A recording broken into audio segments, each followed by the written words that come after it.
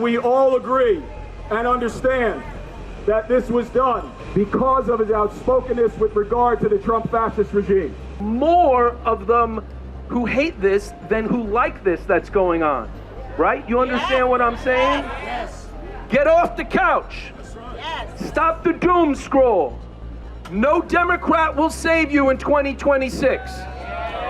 No Democrat will save you in 2028. If any Democratic Party people want to join us in the streets, they are welcome. Hey, it's Jordan with Status Coup. This is Ashley with Status Coup. On the ground. In Philadelphia. Flint, Michigan. East Palestine, Ohio. Please support the leading independent news outlet on the ground. Covering what the corporate media covers up.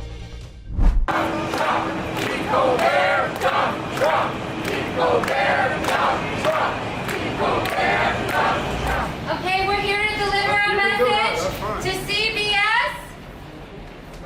We're renaming this network to Collaborator Broadcasting System because of their collaboration with Trump fascism.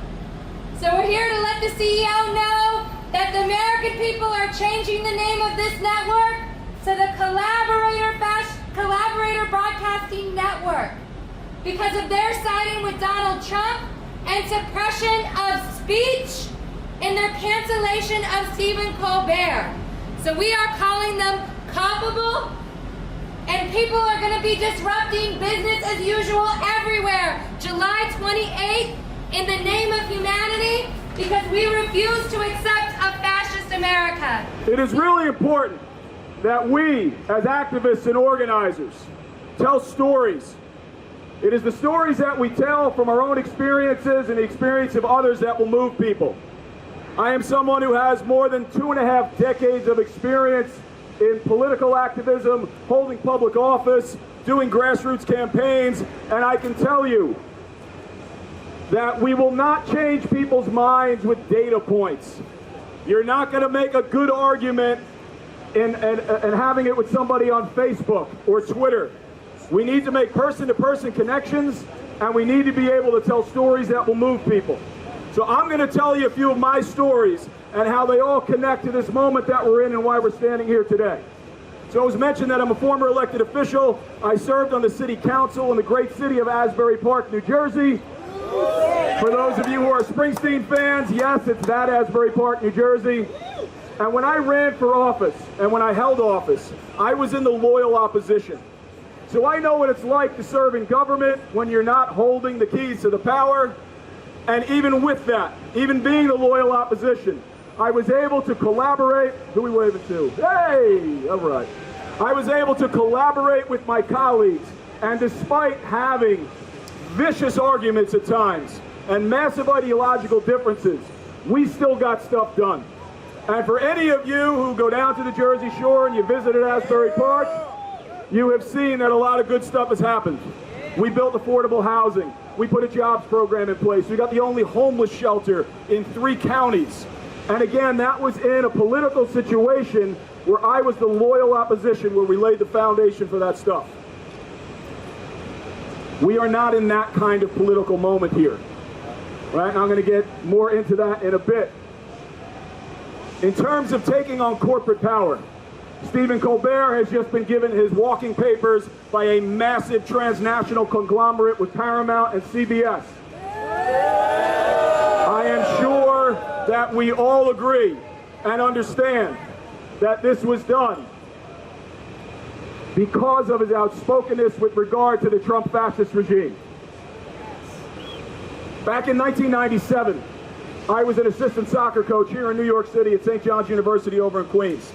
At the time, we were the NCAA Division I defending national champions, best team in the country. While I was coaching there, I was also working on a graduate degree in theology. I started writing a paper about Nike and their labor practices. And what I found was if you wanted to pick a corporation that completely violated everything we claim to stand for as a Catholic university, Nike was it.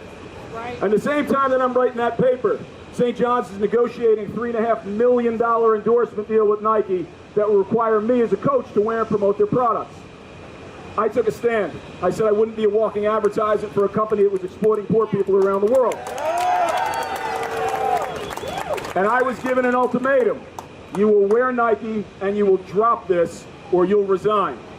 I held my ground. I was forced out. Became the first athlete in the world to take a stand like that against Nike on the sweatshop issue. I eventually moved to Indonesia to go live with Nike factory workers. Went to go live in a slum and tried to survive on $1.25 a day what the workers were being paid at the time. Lost 25 pounds in a month. And I met the mostly young women who made the stuff that I wore as an athlete and coach my whole life, and I promised them I would go home, I'll tell your stories, I'll advocate for you. I thought I was going to do it for a few weeks, I did it for 15 years. And I can tell you that in that period of time, over that 15 to 20 years that I was doing that work, we had victories because we were able to leverage pressure in an open, representative democracy with a free press and press Nike to change things that they needed to change. Prior to this regime coming in power, we could do all that and successfully move the needle and change the world.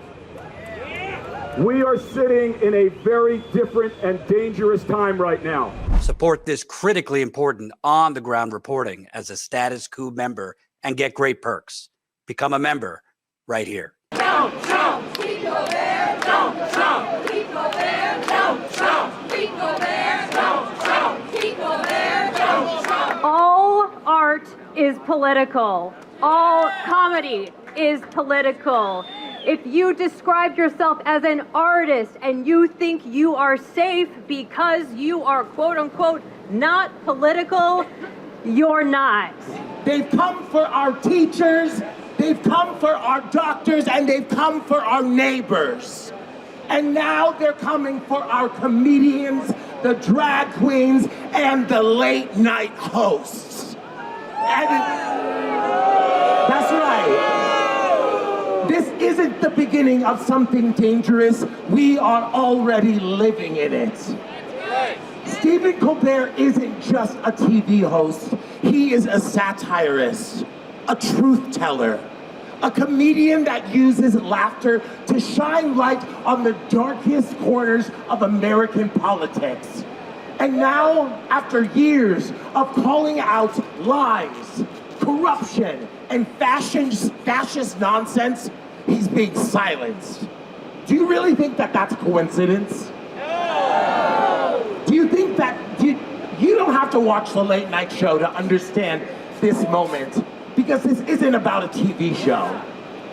It's about control. Fascists don't want free speech.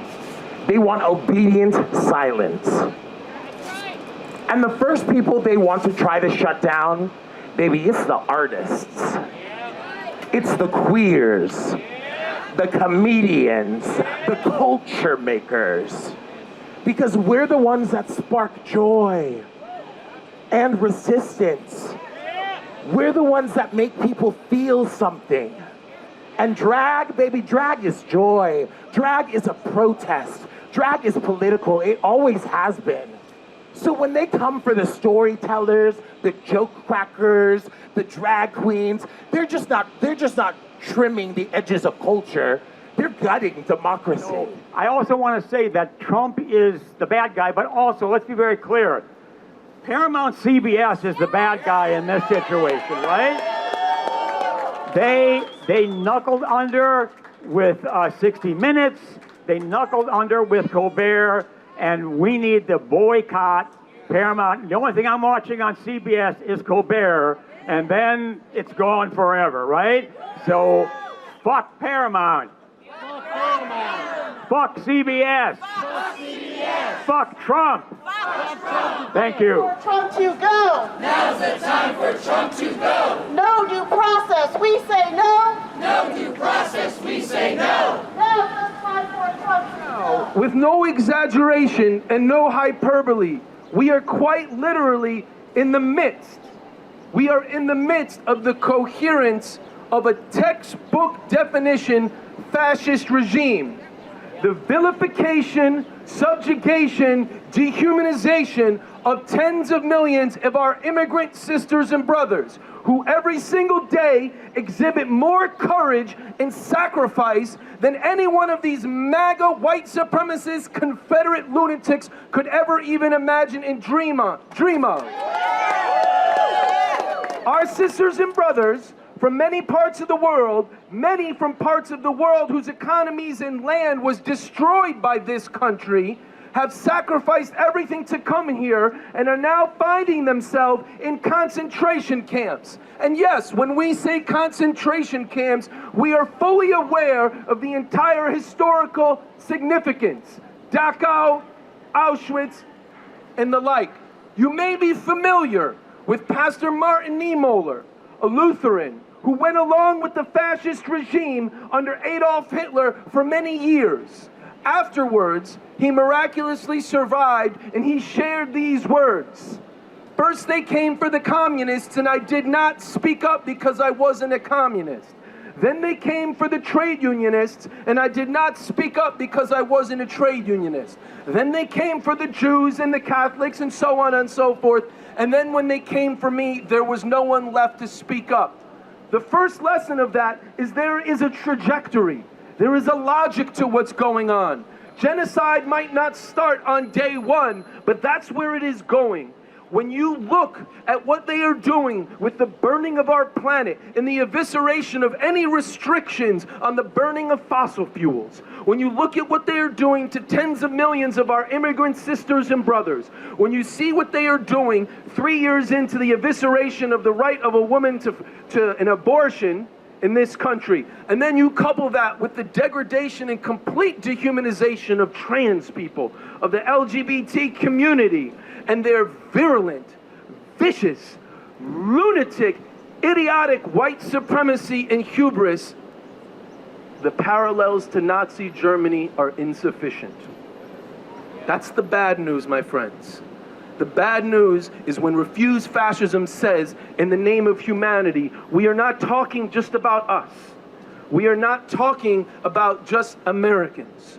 We are talking about an existential issue for all of humanity. The future of humanity hangs in the balance. People around the world, thankfully, are starting to hate this country and the people of it even more than maybe they did before.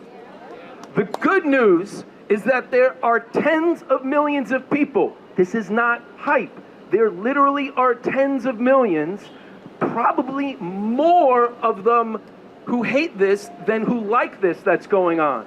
Right? You understand what I'm saying? Yes. Get off the couch.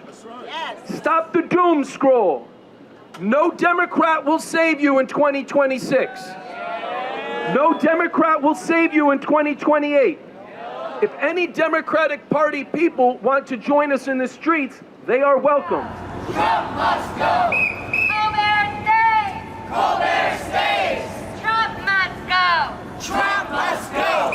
Colbert stays. Colbert stays. Trump must go. Yes. Has fired. Has fired. And canceled. And canceled. Stephen Colbert. Stephen Colbert. This is censorship. This is censorship. This is a big deal. This is a big deal. This is part of. This is part of. Attacks. Attacks. On free speech everywhere. On free speech everywhere. Threats against Rosie O'Donnell. Threats against Rosie O'Donnell. To strip her of citizenship. To strip her of citizenship. Threats against Zoran Mondani. Threats against Zoran Mondani. On top of. People being kidnapped. People being kidnapped. We are in an emergency. We are in an emergency. It is time to wake up. It's time to wake up. This is an act of suppression of political speech. And put it on social media. That's a start. I've seen lots of celebrities putting up their clips of when they were on the Colbert Show, when they were on the Late Show with Stephen Colbert. That's a start, but it is not enough. And what you modeled today was that it is time to step out and act.